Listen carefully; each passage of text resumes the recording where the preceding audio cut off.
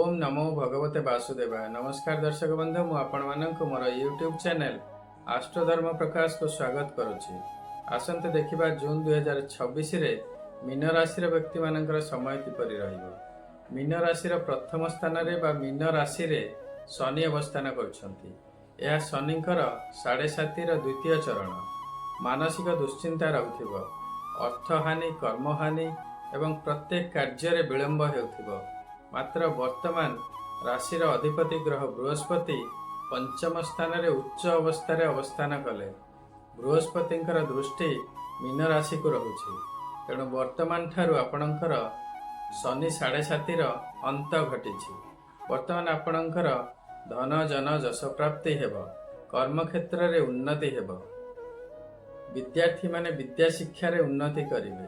आपणकर संतान पई जदि इच्छा करुथिबे तेबे संतान प्राप्तिर संभावना सृष्टि हेब। वर्तमान आपणकर संतान मानकर मध्य उन्नति हेब। संतान मानक सहित संपर्क मध्य भल रहिबो।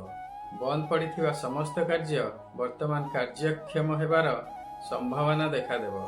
आपणकर धनाधिपति मंगल धन स्थान रे अवस्थान करछंती, तेणु धन प्राप्ति दृष्टि मध्य समय बहुत भल अछि। परिवार रे सुख शांति रहिबो। वाणिज्य व्यवसाय उन्नति हेब, आय हेब, लाभ मध्य बढ़िबो। वर्तमान आपण बहुत सुस्वादु खाद्य खाइबे। आपणकर वचन रे मधुरता आसीबो। आपणकर सप्तमाधिपति बुध मिथुन राशि रे स्वराशि रे अछंती। स्वामी स्त्री मध्य रे संपर्क रे मधुरता रहिबो। वैवाहिक जीवन सुखमय हेब। आपण जदि पार्टनरशिप रे बिजनेस करुथिबे तेबे बिजनेस रे बहुत उन्नति करिवे। पार्टनर मानक मध्य रे मध्य संपर्क भल रहिबो। विवाह योग्य प्रार्थी मानकर जदि विवाह होई पारु नथिबो वा विलंब हेउथिबो तेबे वर्तमान विवाह हेबार संभावना देखा देबो। वाणिज्य व्यवसाय बहुत उन्नति हेब। कर्म क्षेत्र रे मध्य उन्नति करिवे। धन प्राप्ति हेब, जश प्राप्ति हेब। शनि एवं बृहस्पतिंकर आपण प्रतिकार करंतु, शुभ फल प्राप्ति हेब। शनि देवंकर प्रतिकार पई आपण प्रत्येक दिन शनिंकर विजय मंत्र ओम सम शनिश्चराय नमः जप करंतु। शनिवार दिन शनि मंदिर जांतु एवं शनिदेवंकर पूजा अर्चना करंतु।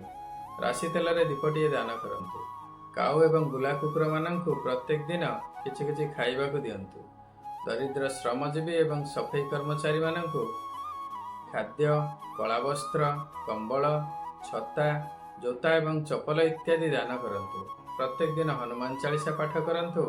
शनिदेवंकर कृपा प्राप्ति हेब। बृहस्पतिंकर कृपा प्राप्ति पई प्रत्येक दिन ओम सह गुरवे नमः जप करंतु। यदि गुरु दीक्षा नैथिबे तेबे गुरु मंत्र जप करंतु। निज इष्ट देवता बा इष्ट देवींकर प्रत्येक दिन श्रद्धा पूर्वक पूजा अर्चना करंतु। प्रत्येक दिन ओम नमः शिवाय जप करंतु एवं प्रत्येक सोमवार शिव मंदिर जाई शिवंकर पूजा करंतु। निज कुल पुरोहित एवं ब्राह्मण मानक सहित संपर्क भल रखंतु। पितामातांकर सेवा करंतु। गोमातांकर सेवा करंतु। देवगुरु बृहस्पतिंकर कृपा प्राप्ति हेब।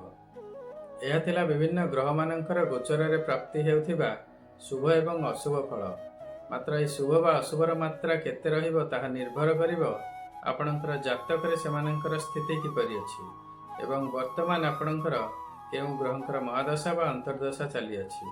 यदि आपणको लागुछि गोचर रे ग्रह मानकर स्थिति अनुसार आपणको रिजल्ट मिलु नाही बा आपणकर किछि निर्दिष्ट समस्या अछि एवं एहार ज्योतिष शास्त्र सम्मत समाधान चाहूथांती तेबे वीडियो रे दिया जाइथिबा नंबर रे जोगाजोग करंतु। वर्तमान पर्यंत मो चैनल को जदि आपण सब्सक्राइब करि नांती तेबे सब्सक्राइब निश्चय करंतु। भिन्न भिन्न ग्रह मानकर गोचर रे चलन बा राशि परिवर्तन, ग्रह मानकर वक्री चलन, ग्रह मानकर शुभ एवं अशुभ योग विषय रे मो चैनल रे बहुत इन्फॉर्मेटिव वीडियो अछि, ताकू देखंतु।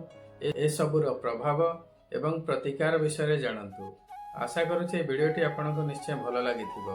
जदि भल लागिछि वीडियोटी को लाइक करंतु एवं शेयर करंतु। आपणकर मतामत कमेंट सेक्शन रे निश्चय देबे। सर्वे भवन्तु सुखिनः, सर्वे सन्तु निरामया, सर्वे भद्राणि पश्यन्तु, मा कश्चित् दुःखभाग् भवेत्। ओम नमः शिवाय। नमस्कार।